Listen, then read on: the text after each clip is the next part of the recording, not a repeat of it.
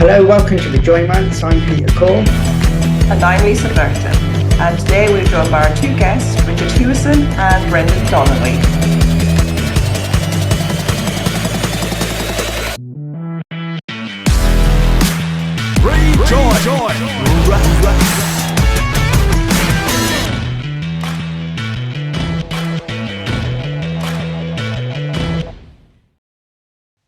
Welcome to you both. To start off, Richard, would you like to tell our listeners a little bit about yourself, please, and who you are?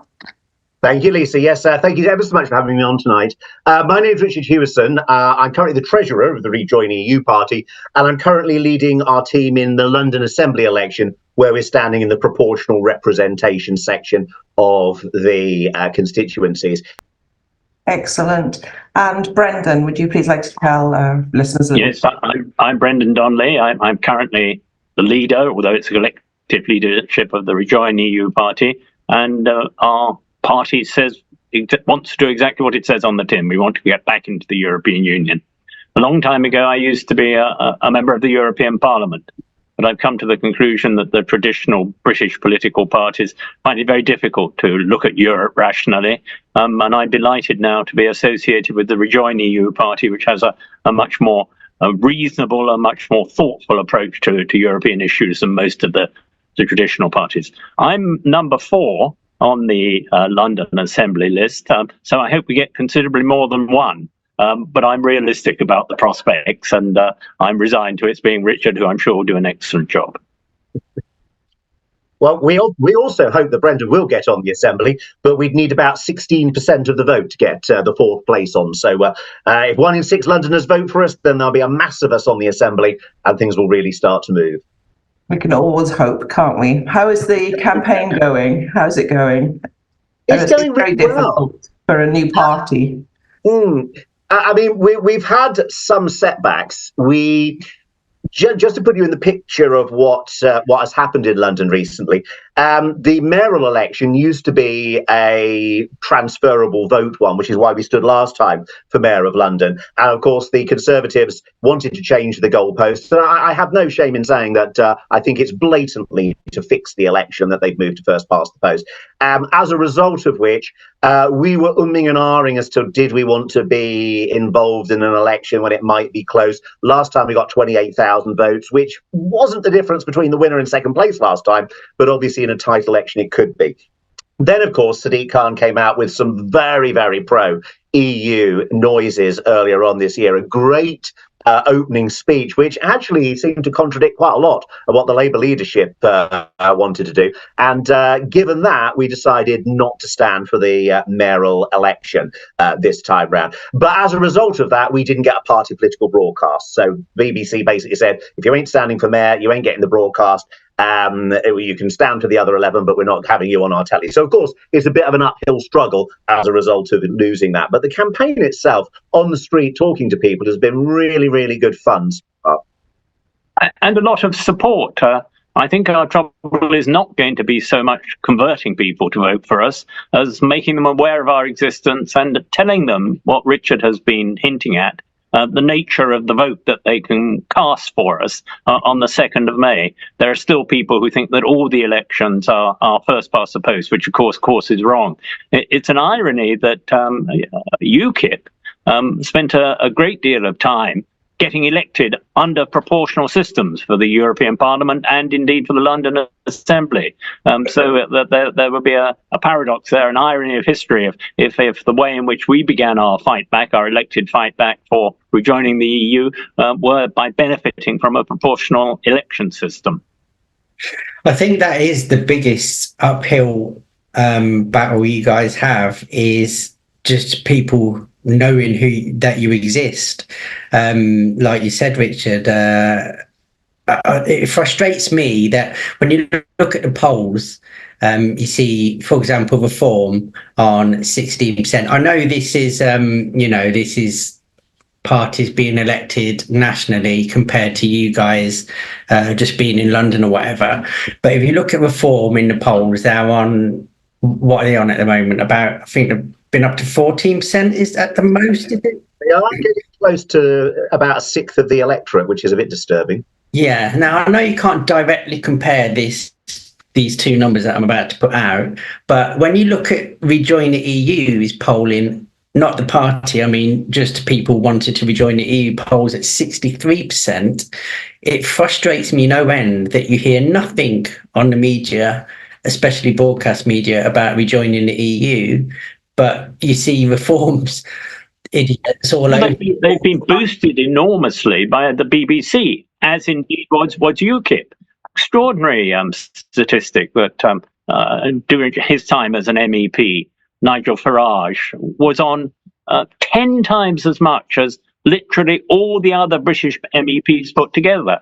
And they knew a lot about Europe. Some of them were very good performers, but it wasn't what the story demanded of the BBC. It was drama. It was a cocking a snook at the establishment.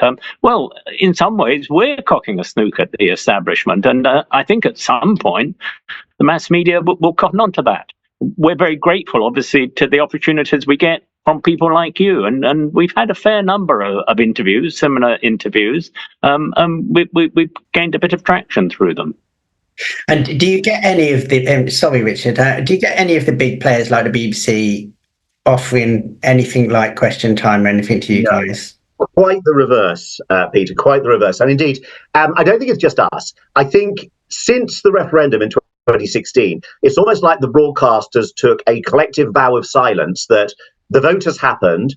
They'll discuss some of the problems of Brexit, but they will never, ever give any airtime to anyone suggesting undoing that result.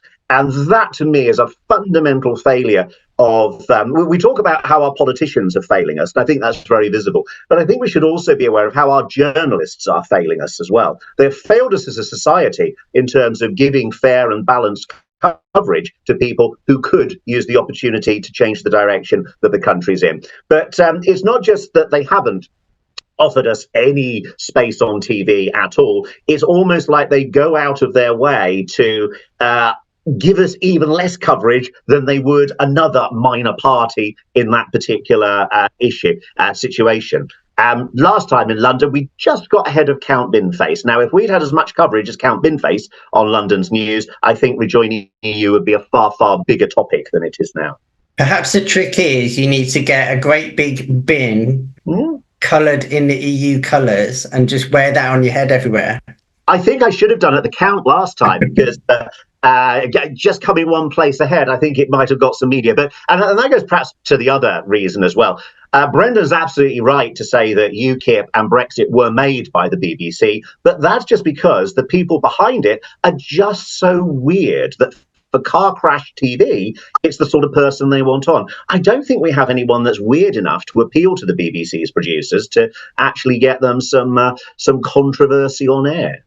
Well, it's a bit more sinister than that, isn't it? A lot of the people who are responsible for newsmaking in the BBC have very clear conservative affiliations, that they don't come from a position of neutrality. I agree, and I'd re-emphasize the point that the theatrical side of it, the weirdness side of it, is a factor which helps get publicity for UKIP and Reform and the rest of it. But there's also a political agenda behind it.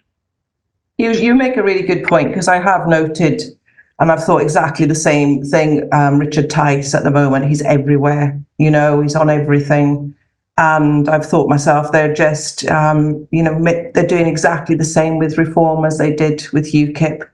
And it's really sad to see, because they're legitimizing these people by, putting on Richard Tice with his suit on, and he comes across, well-spoken, gentleman, and we all know what lies beneath all of that. And so it's desperately difficult to see a way beyond it, because, like you say, the media, they have GB News, they have Talk TV, that the vast majority of the print is right-leaning, or when they'll basically, support anything that goes, as long as it's, to do with the Conservatives or anti-immigration or anything. So yes, it's an uphill battle for you. And one thing I would say is that even the BBC and certainly the mass media are much more willing to talk about the downsides of Brexit than they were. That is a change which has come about. They haven't yet made the next leap of discussing in any sort of objective or neutral way the possibility of rejoining, which of course is a logical follow-on from the realization that Brexit isn't working and can never work. So I'm not entirely despondent, because there has been a shift over the past 4 or 5 years, and that's come about in spite of the fact that there was no political leadership. And I think that's quite extraordinary. If we had political leadership, coherent and enthusiastic political leadership in favour of Rejoin, it wouldn't be 63%, it would be 83%. I think that's absolutely correct. And I think we're getting to the 2/3, 1/3 stage. And I think that's getting fairly entrenched. But unfortunately, I think we also have to talk about the other side of the debate as well. Perhaps people we perceive as being more on our side of the argument. And we've now got to this period, and we've been there for a few months now, where people are entrenched. The general election is the only thing on their minds. They've made up their mind what they're going to do in the general election. All they want to do is get the Tories out. And goodness grief, we do understand that. And indeed, I was having a very interesting interview the other day with someone very, very similar to me in views, who believes that once Keir Starmer's in office, things will actually change. I hope they're right. I don't believe that. But what I would say is we all need to think, what's the opposition going to look like after the general election? Yes, we know Keir Starmer's going to have a 3-figure majority. That's great. But who's going to be the force of opposition? Who's going to be asking him the difficult questions? Who's going to be actually pushing him? And I think it's incumbent on anyone who's supporting the Labour Party in the election to actually think about what's going to happen after the election happens. And to be frank with you, I think small parties like ours will have a lot more relevance about 12 to 18 months into a Starmer government when it comes to putting pressure on at various by-elections. We'll see how honest the people are who say, I know that the Labour Party are equivocating at the moment. They're rejecting this, they're rejecting that, and they have their red lines. But once they get into office, they'll change. Well, I hope in 3 or 4 years' time, people who supported Starmer on that basis are not saying, well, we're still waiting, but give him a bit more time, give him a bit more time. I think things have got to change quite quickly if and when he does get into government. I agree. And from National Rejoin March's point of view, day one of the Labour government, we will be hitting them just as hard as we've been hitting the Tories all this time, if not harder, because I think there's more chance. Like you, Richard, a lot of people tell me, let's start get him. He'll change his mind about all this and that and this and that once he's in. He'll listen to us more than the Tories will. And like you, I also hope they're right. But we will be putting the pressure on from day one, and we will certainly be carrying on protesting. I know Steve Bray and that will be still there every Wednesday because, you know, they feel the same. So we definitely all need to put the pressure on from day one, and certainly not take the pedal off just because Labour's there. And a lot of people have told me, you know, let them have time to settle in. No, day one. It's a quite different question. How should people vote on the day of the general election, and how do they behave, particularly in regard to Europe, on the day after the election? I can well believe that people will decide in particular constituencies to vote Labour. One of the things that Richard hinted at is that we're a very broad-based party. There are former Conservatives, former Labour, Liberal Democrats, even some people who are still in parties. And they'll have to make up their own mind in their individual constituency how they're going to vote. I can well believe that that some people might find it difficult to vote for a Labour candidate and they would prefer to abstain, or the other way round. But once we've got the election behind us, then it becomes a completely different ballgame. And that's what a lot of Labour supporters have been telling us. It's up to them to deliver on that very soon after the next general election. And I think what you said, Peter, about day one is absolutely right. Because I hope, like me, you hope that we're wrong. And if Keir Starmer comes in and says, right, I've been elected, you know what, during the election campaign, I saw the things of Brexit going wrong everywhere. I want to do something about it. Then I don't know about you, Peter, but I just like to say, oh, fantastic. Let's put my feet up, sit back, get some popcorn, watch it all unfold. But just in case we're wrong and Keir Starmer does proved to be absolutely intransigent. The fact that, Peter, you've got the mechanism in place for National Rejoin March and protest, the fact that Steve Bray has got an organisation in place, the fact that we are a registered party and are ready to go is a very important safeguard for all of those people who are putting their faith in Labour to deliver. And as I say, I hope I'm wrong and they're right and everything goes smoothly. But we need to prepare for contingencies. And also, Starmer is more likely to show himself accommodating if he knows there's a political pressure from the other side. If there's no political pressure, then it can go on to the back burner. And I don't think the choice is necessarily between his being entirely on our side or entirely intransigent. I think it's a question partly of how much pressure we can mobilise on him to make him less intransigent and change over the period of his premiership. Yeah, I'm hoping he'll bring in, he's obviously keeping really quiet. Anything he does anyway, the Conservatives seem to nick. I mean, this past couple of days, this 2.5 GDP spend on defence, for example, Labour, was the 11th of April, it's almost 2 weeks ago that Labour announced this, and it just fizzled out. It was flat. Nothing was really said about it in the media, in the press, and now, the Conservatives have announced exactly the same thing, and it just seems to be passing everyone by. I think Keir Starmer will be easier to deal with. And like you say, he's a reasonable man. So we won't get the rejection on sensible ideas and policy, I would hope. But like Peter, I would be holding Labour to account from day one. They don't get a free pass. I'm hoping that in the manifesto, we haven't seen the manifesto, maybe outside of the manifesto, not everything that a party will do is in the manifesto. I'm really hoping they don't go for something simple in the first term, like giving the vote to the 16-year-olds. That would be a huge step forward. And I do think once Labour are in, I think it's up to all campaigners, pro-EU, pro-democracy, to start really pushing for proportional representation. I worry that when they get this huge majority, that they won't go for it. It's vitally needed.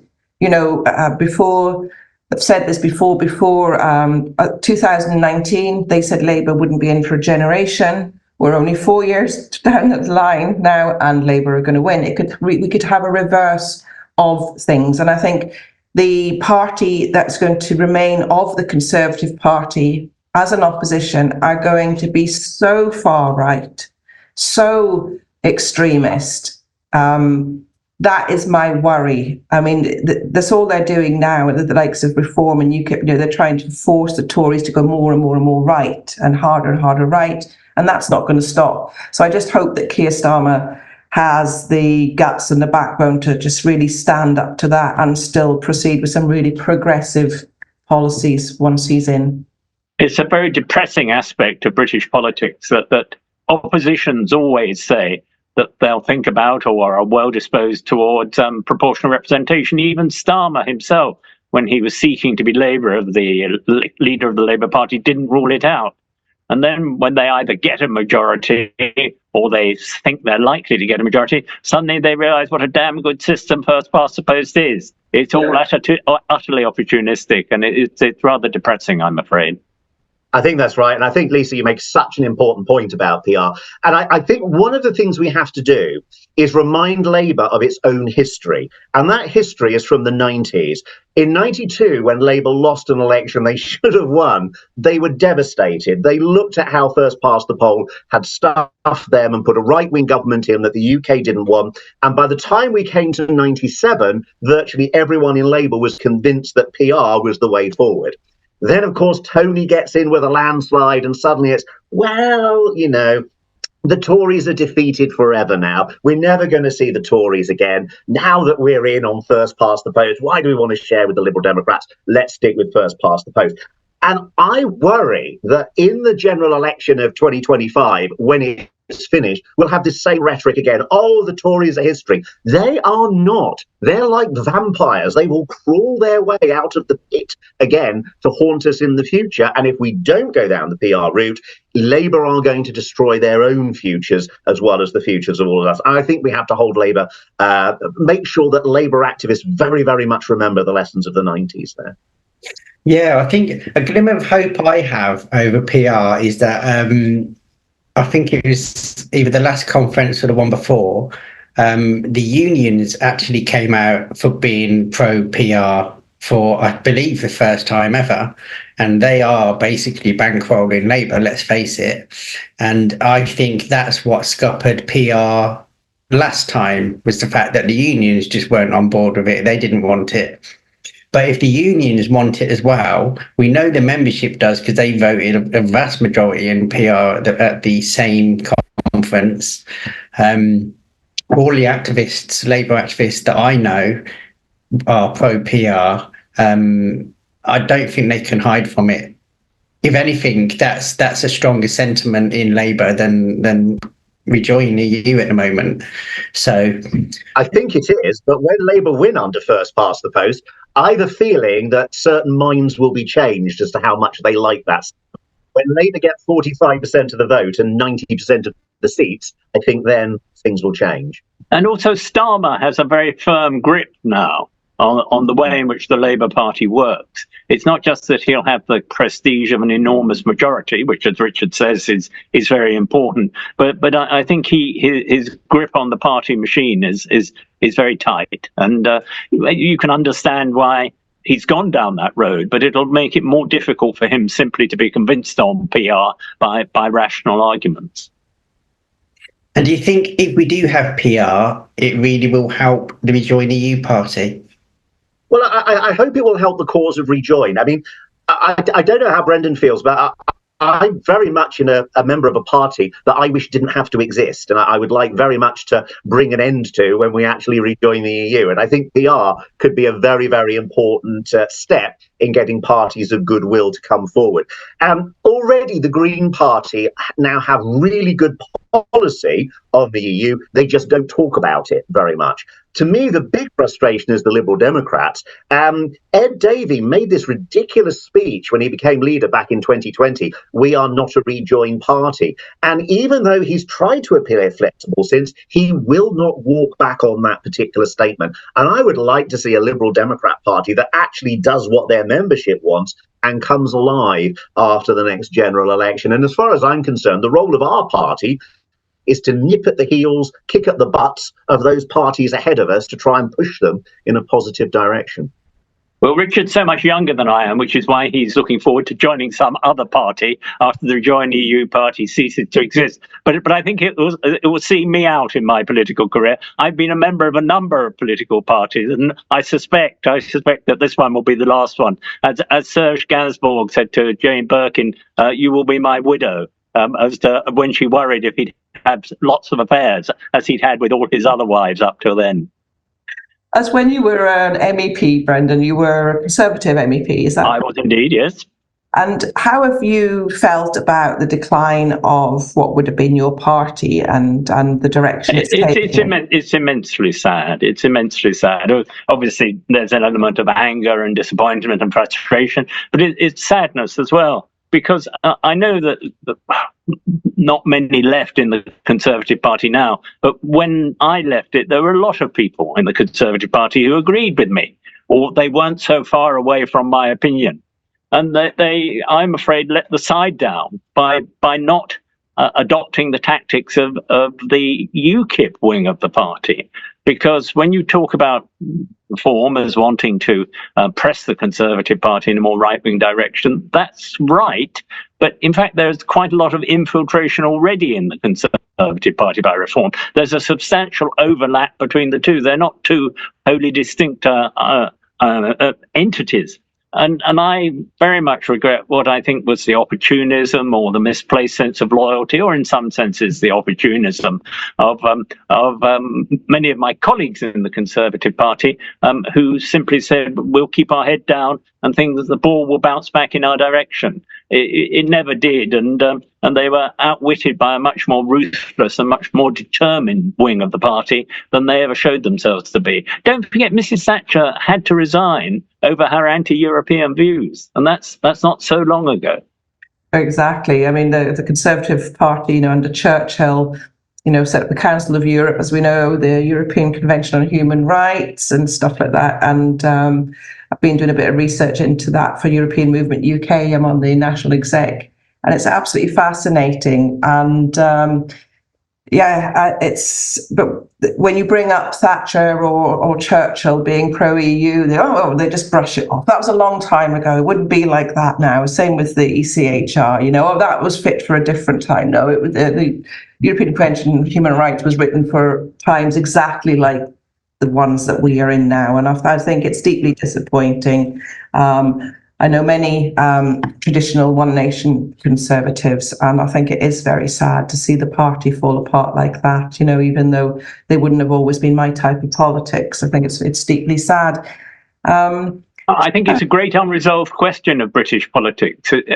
When the Conservative Party suffers a massive defeat in the general election, is it going to split? Or is there going to be a misguided sense of loyalty from the remaining One Nation Conservatives who will allow themselves to be dragged even further to the right? I hope there is a split, because in a 5-year parliament, it would be possible to set up a moderate Conservative Party into which Richard perhaps could fold himself later on in his political career.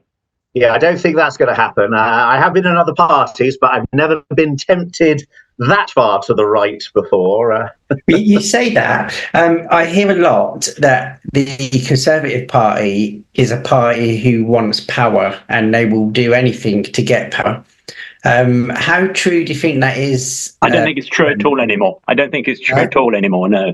Okay. I think that's why the UKIP tendency have taken over the Conservative Party, because they were prepared to think very strategically that they wanted to get Britain out of the European Union, and they were prepared to say the Conservative Party will only be united on our terms, whereas the pro-Europeans valued the unity of the party above their own views, above their own interests. And so it was an asymmetric warfare, and strictly the terrorists, if you like, from the UKIP side of the argument, really always had the advantage over the more moderate, the more sensible, the more civilized Conservatives. And I think that is a change. That's why the One Nation Conservatives made the mistake of believing that the need to get back into power would moderate eventually the Conservative Party, but they were wrong about that. They were dealing with fanatics. That's almost what I was leading on to, because I was going to say, if that's true and they would do anything to win power, with the Rejoin polling being so high and only going up, would the Tories actually be the first ones to come out of the big parties to say, No, I don't really think that's possible. Very surprised if that would happen. Would be funny, but I'd be very surprised. It would be quite funny. Yeah, but I think it's so implausible that it's not something that should be taken into account in any political calculus about what we're going to do or what we're not going to do. Yeah. I'm not being serious, if I'm honest. It's just a thought. Well, the only thing we can say is, once the general election comes, we know Labour, well, let's be honest, Labour, unless Keir Starmer does something absolutely appalling during the election campaign, Labour are going to win, and that's going to be the manifesto they're adhered to. Now, for the other three parties, particularly the Liberal Democrats and the Conservatives, that is almost certainly going to mean a change of leadership and therefore a change in direction of those parties. And I particularly hope with the Liberal Democrats, it means they are much more pro-EU. The Greens, as I say, are already, I think, on the right page. I just think we need to get them to shout louder about what's happening. But I would like to put money on who's going to be the Conservative opposition leader after the general election, because it could be any one of a wacky bunch of about 5, and all of them could go in different directions. Oh, I think it's going to be Nigel Farage.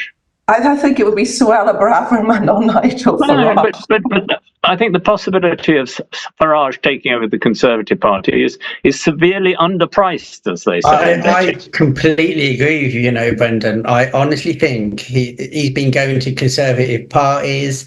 He's not really been backing reform. I really think you're right, Brendan. I can see that.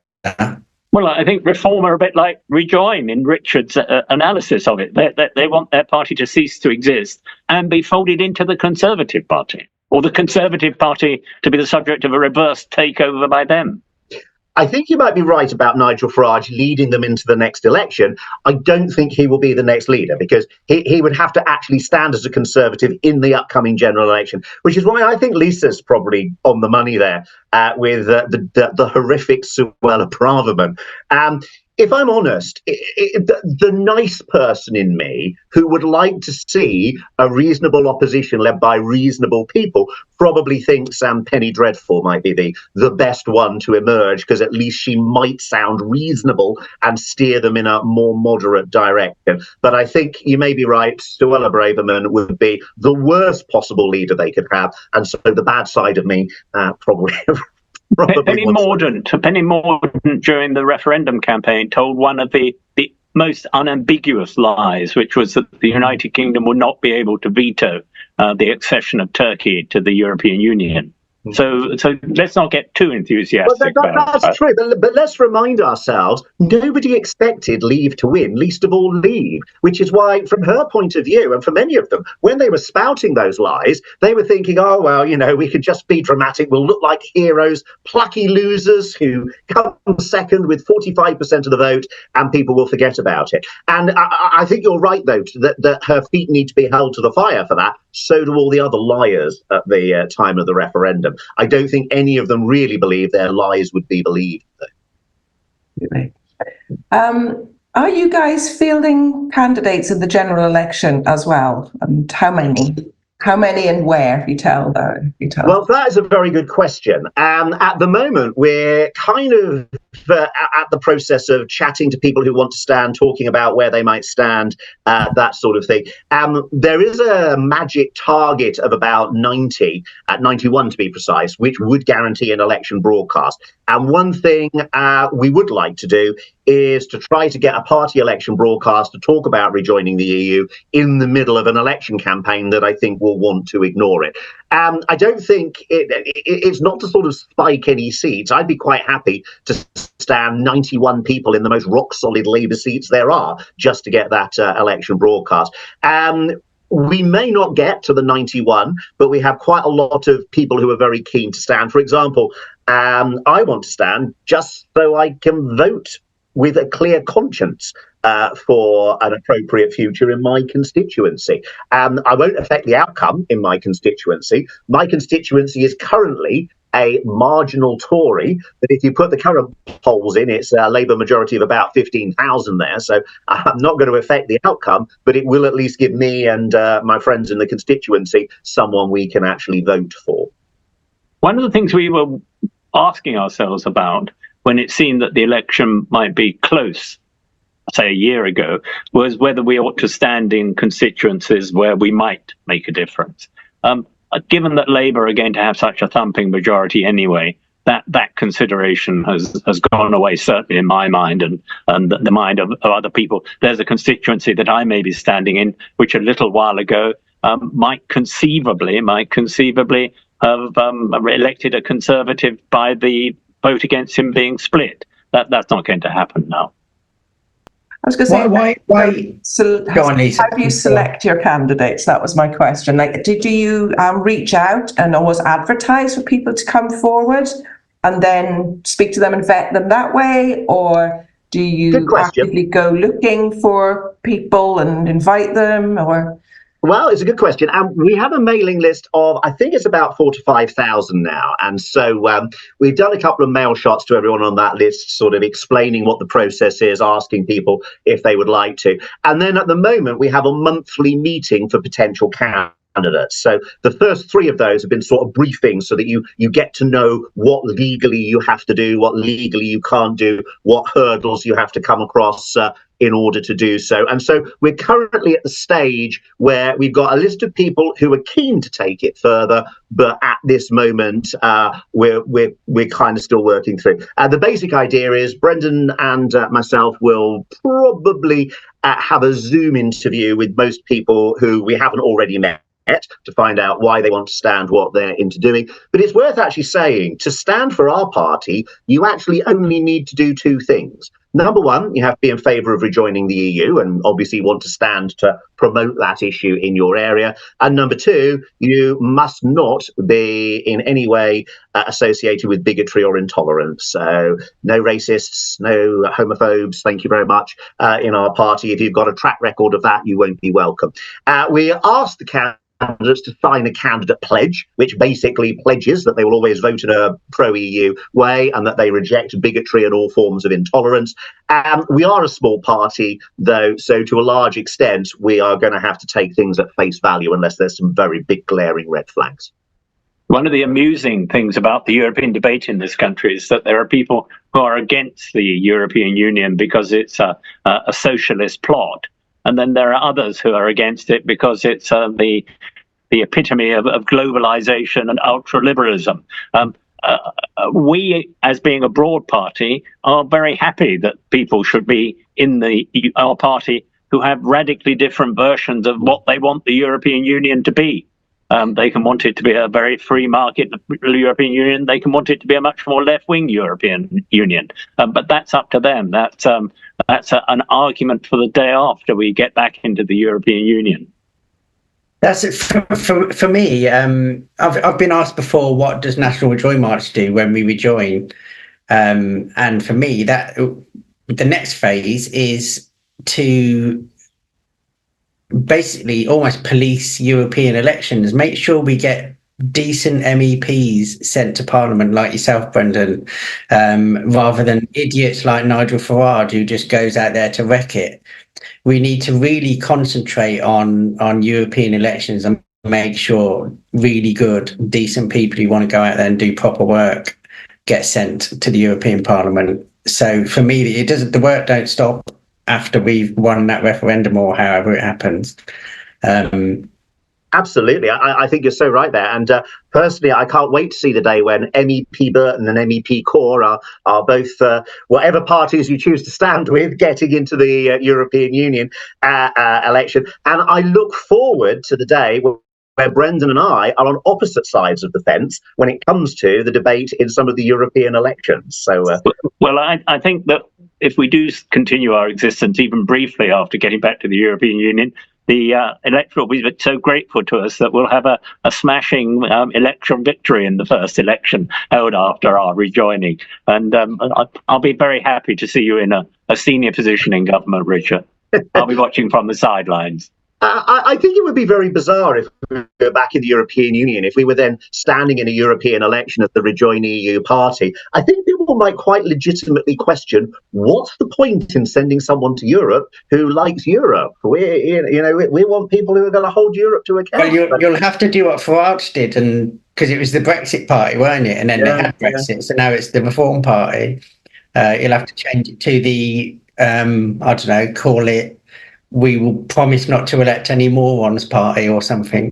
That is a tough hurdle there, Peter. I don't think any of the mainstream parties would ever want to do that. No, it's good democratic principle. Morons deserve representation, and they've got. I think the morons have got enough representation, especially if Trump gets in as well. I mean, this is. Currently, lots of politics around the world, sadly, is appealing to the lowest denomination and not very clever and very kind politics at all we're seeing. Could I ask you guys what you thought of the EU's youth mobility offer and scheme? I know it was only an initial proposal. What you thought about the proposal itself, and also Labour's very fast reaction and turning it down. You want to go first on this, Brendan? Yes. How long have you got? It's a complicated result of Brexit. It's appalling that the Labour Party in particular turned it down so quickly, and the grounds on which they turned it down, because they said it might be confused with the freedom of movement. Well, it is nothing like freedom of movement. It's a very limited new kind of visa system. So to say that you're against it because it's like freedom of movement is just shocking. All they needed to say was was this is an initial proposal, and when it's finally been adopted by the council, we'll think about it then. Probably a good thing to have more freedom of mobility for younger people, but it doesn't begin to scratch the surface of the problems of our being outside of the European Union. And I think it illustrates the way in which rejoining the European Union is the only answer, because we would spend years negotiating this very small aspect of what we've lost. We wouldn't get as good a deal as we had before. And then there will be something else to come up to look at, and something else and something else. The European Union are not enthusiastic about the idea of having many sectoral agreements with the United Kingdom. And when there is a sectoral agreement with the United Kingdom, they will expect, because they're larger and more populous and richer overall than we are, that it will be an interest that an agreement that favours their interests. So I think it's a complicated story, but there's very little that's good in it for the United Kingdom or good for Brexit. I must say, I agree with that to a large extent. And I think my concern with it is perhaps for the individuals who would be involved. Because if you think about, I know it's only bare bones proposal, but the idea at the moment is, it sounds like people from the UK will be given 4 years to go abroad, have a wonderful experience, make their life in another country, and then at the end of the 4 years, right, that's it, off you go. I mean, Lisa, I know you've done a lot of work with Remain in Spain, so I think you're aware firsthand of how many people... I'm vice chair of Remain in Spain, so yeah, we have firsthand knowledge of the issues, freedom of movement and our change of status, particularly that has caused British in Europe, something that we struggle with constantly to get through to people, but people do not understand mixed status families, for example, a British person married to a Spanish person. Now, if they want to return home, maybe to look after an elderly relative, that husband has to get a visa, the new income requirements. I mean, it is literally really affecting people's lives. So, yeah, we want our full status back as full European citizens once again, so we really do. But I did wonder about the timing of this from the European Union. Thought it was, just seemed to be a little bit like, can you just waited till we kind of got past an election and then maybe it wouldn't have been... Well, I think they probably thought they were helping Starmer a bit by saying that's the sort of thing, an improvement in the existing arrangement, which can be had if you have a sensible negotiation with us. I also think that the Commission were coming to the end of their term in office and they had unfinished business on the books and they wanted to clean it up. But it's a very important point that you raise, that it's not really up to the European Union to concern itself absolutely about the political difficulties of one or other British party, because there are 27 countries in the European Union already, and you can't spend all your time worrying excessively about what one government or one party thinks. It's much more difficult to get headspace in the Commission or in the European Parliament or the Council of Ministers if you're not there at the table. So I don't have much sympathy with the questions about why did they do it now. They did it because they thought it was in their interest to do it. I don't either. And also, it's what frustrates... I sometimes get called a Rejoin extremist because when people talk about Erasmus or a deal for musicians or this deal for new young people, I just think, why spend so much time, money and effort bothering to negotiate these little tiny niche things, when if we just put all of our effort into campaigning to rejoin full stop, we get all of that included in the deal. That UKIP did not campaign to, well, let's pull out of Erasmus first, and then when we've got that, let's pull out of the musicians part of they just campaigned to leave the EU, and it worked. And I think that's what we should be doing, and I know you at the Rejoin Party do. We certainly do. Just in passing, UKIP have always been triggered by anything to do with education. If you went to any of the UKIP meetings in the years leading up to the referendum, Erasmus and the idea of people studying abroad was something they got very, very agitated about, because exposure to European culture, to European different ways of doing things, is a challenge to the exceptionalist and nationalist introspective view of the European of national identity that UKIP has. So I'm not surprised that the right of the Conservative Party get very excited and very worried about anything which is extending educational links within Europe. I'm quite amused, though, Peter, that you describe yourself as an extremist. I sometimes imagine what it would be like. Bad at them, actually. Well, let's imagine we accidentally fell into a time loop and went back 10 years in time to 2014, and Peter Corr introduced himself as a radical extremist, and lots of people said, "Oh, what's your radical views?" Well, I like the idea of freedom of movement, of a single market. It was stuff that everybody accepted as just rational common sense, and now we've gone into this weird right-wing warped society ever since then, where people like us are regarded as extremists, which I will always find amusing. We've actually fielded some questions from social media for you guys. Shall we start going through them before we finish this? There's a few there. Would you like to start with one? Are we going to do I'll start with the first one. Okay. Right. So these haven't come from us, so don't blame us if you don't like the question. We always get that just before we get some really horrible questions, so I'm prepared now, Peter. There's no really horrible ones. Probably ones you've been asked a million times, some of them, to be honest.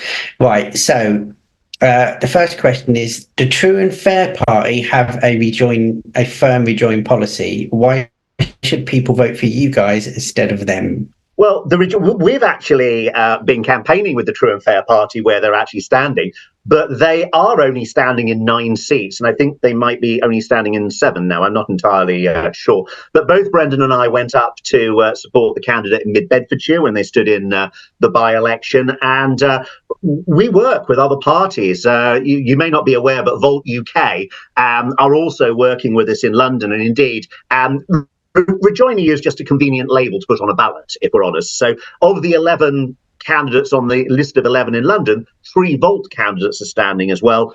And we're working together to do so.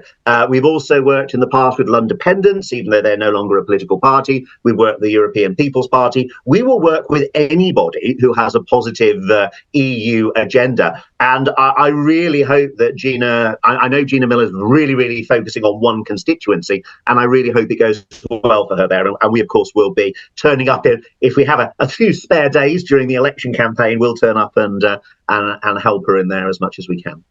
But people won't have to choose between the two, is the answer. It would be ridiculous for us to be standing in the same constituencies. And I can promise you the only way that would happen would be mutual cock-up on both of our parts. But I don't think that's going to happen. That's good to know, because I do think some people are worried about splitting the vote, etc. In fact, that's the next question. Do you want to ask the next question, Lise? Yes. Why stand as a single issue party and split the vote instead of join a more established pro-Rejoin party such as the Greens?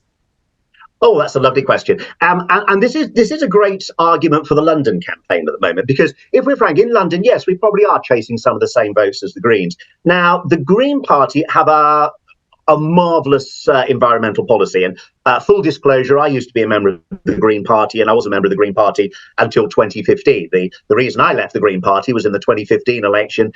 You might remember their leadership was saying, yeah, let's have a referendum. What could go wrong? No. But they've got a great EU policy now, but they're not being very loud about it. And the reason we're standing for the Assembly is because if we get one of the 25 seats, we will put a proposition to the Assembly that they consult London again as to how it feels about rejoining the EU, which I think would be a very, very useful thing to do just in advance of the general election. Now, I fully suspect that the Green Party members would support us on that.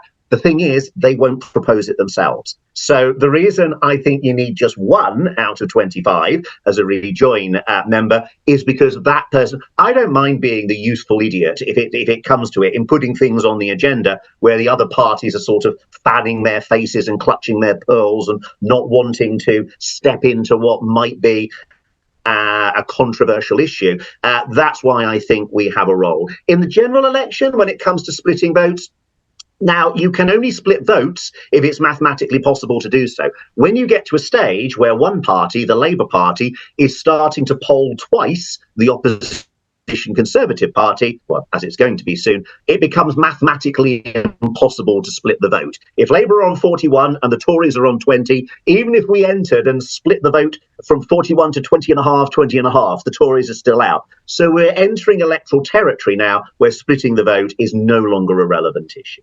And also there are people, as I've explained, who come from very different political backgrounds, who want to signify their support for rejoining the EU. There are people who don't want to vote for the Greens, or don't want to vote for the Liberal Democrats, or don't want to vote for Labour. And it's easier for them, if they feel very strongly about rejoining the EU, as we do, to signify their support by voting for us rather than voting for the Greens, who, by the way, as I understand it, are against joining the single currency, which would be a very big controversy for our rejoining the European Union. There are people, of course, who say that you shouldn't use the term rejoining the European Union. I hate that so much, to be honest. Don't go there with Peter. We were members, and now we'll be members again. Now, we in the Rejoin EU Party don't believe and don't think it's particularly desirable that we should rejoin the European Union on the same basis as before. We want to be in Schengen, we want to be in the single currency, and we think actually it's a more coherent approach to the European Union to say either be fully in or fully out. The halfway house that we wanted to have, opting in out of this and opting out of that and opting out of the other, was supposed to make the European Union more palatable to the British electorate. Well, it didn't work that way. It manifestly didn't work that way. The ultimate opt-out was Brexit. And so that tactic didn't work. I don't think we should be trying it again in the future. Really good to hear that. Really good to hear that you're all in. That's it. No questions. Yeah. I really like that.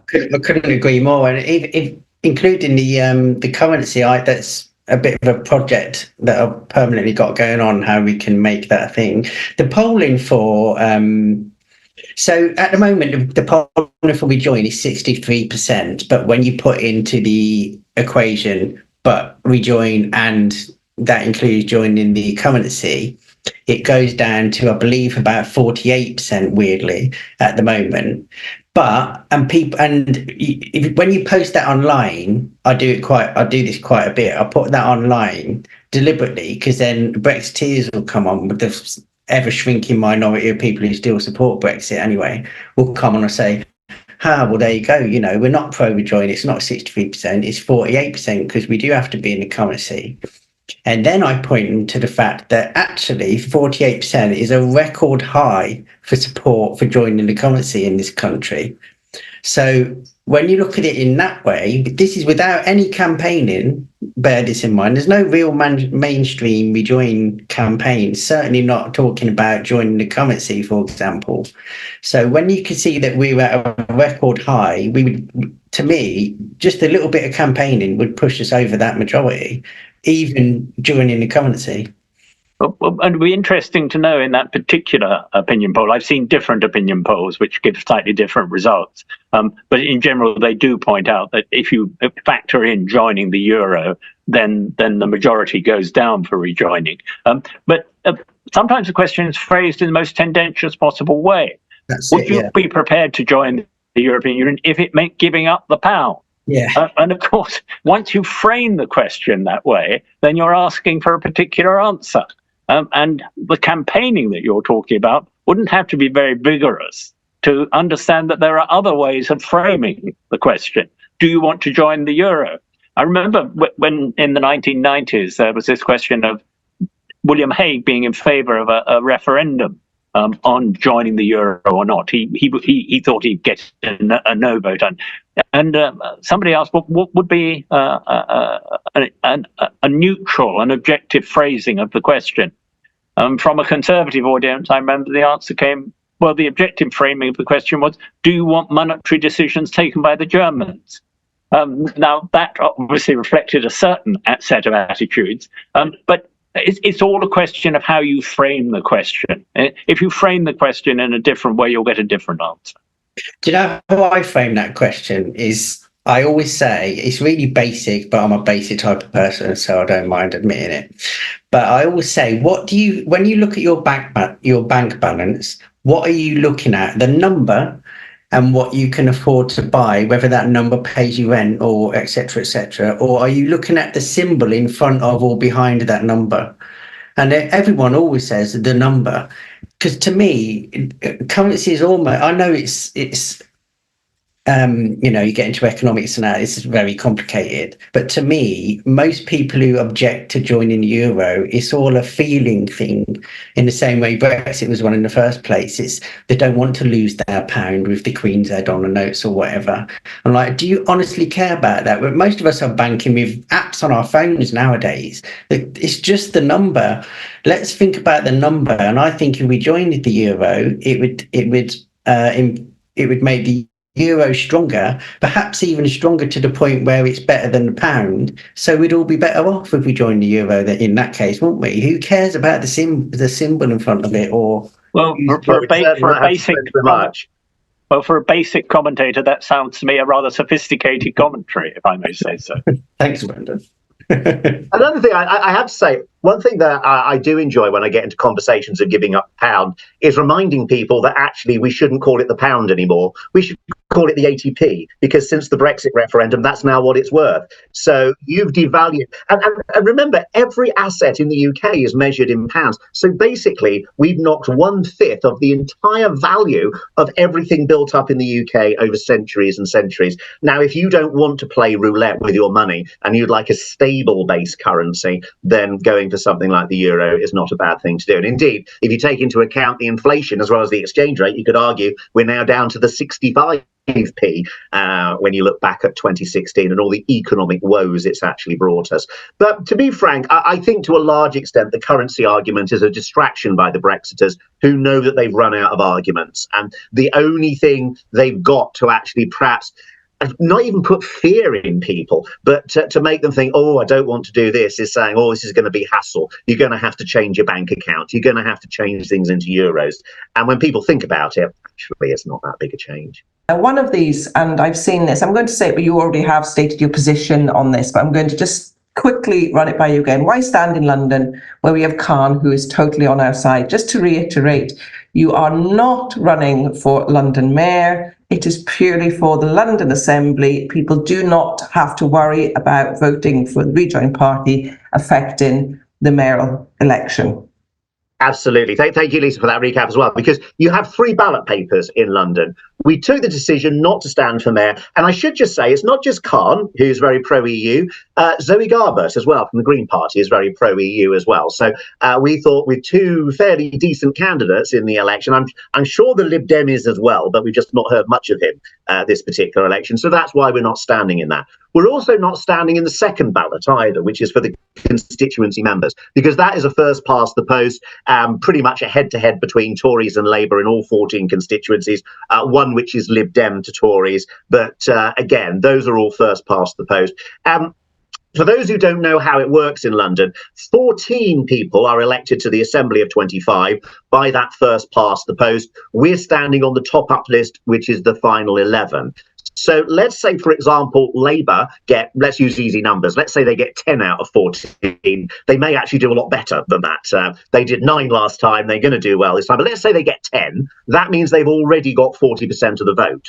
Now, that means it's virtually impossible for them to get anything from the list unless they get significantly more than 40% on the list, which is probably not going to happen. So if you are in London and you are voting Labour for mayor and Labour for your constituency, and you are comfortable that Labour are going to do pretty well on that second ballot, you may find you get no seats whatsoever by voting Labour on the third ballot. So even if it's not us, you might as well use your vote for something different on that top-up list. And I would say to Labour activists, and I've met so many Labour activists in campaigning around London who basically say, oh yeah, we agree with you entirely, but what can you do about Keir? What I would say to you is, vote for Sadiq Khan on the main list, vote for Labour for AM, but do a sneaky Rejoin EU on ballot 3, and that will let Mr. Starmer know that you actually agree with his mayor in London and not him when it comes to the European Union.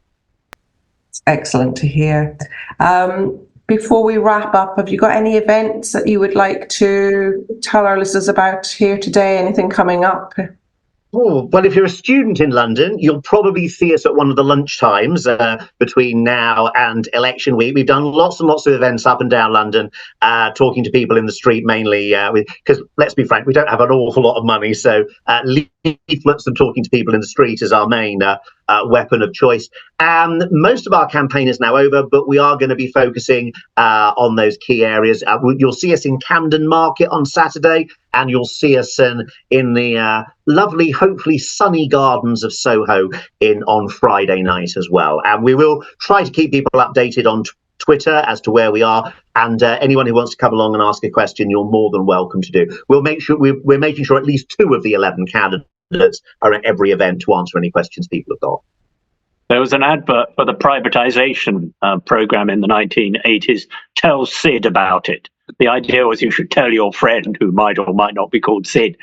And I think the important thing is not so much coming to individual events as asking everybody who's listening to this this broadcast or this event, this podcast now, to tell all their friends about it who live in London, because that's what we need to do. Not so much to convince people. There are lots of people who are convinced and will be easily convinced if they heard our message. But we're finding it difficult in such an enormous area as London to get in touch with the number of people that we'd like to. So anything you can do, anyone who's listening, to tell their friends, relatives, vote early and, well, don't vote often. That would be illegal, but vote early and vote. Bring some friends with you. And follow you on social media and share your stuff, obviously. That's the other one, which is at Rejoin P on Twitter. It is. That's our Twitter, yeah. Excellent. And yeah, I think that's it, guys. Well, thank you so much for joining us. It's been really interesting, and lots of stuff cleared up there, particularly that you're not going to affect the mayoral vote, and we are full in for Rejoin, euro currency and everything, which I think is going to be really widely accepted as a great thing by our listeners.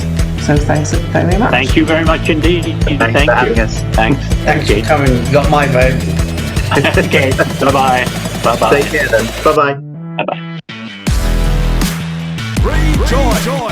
Rejoin.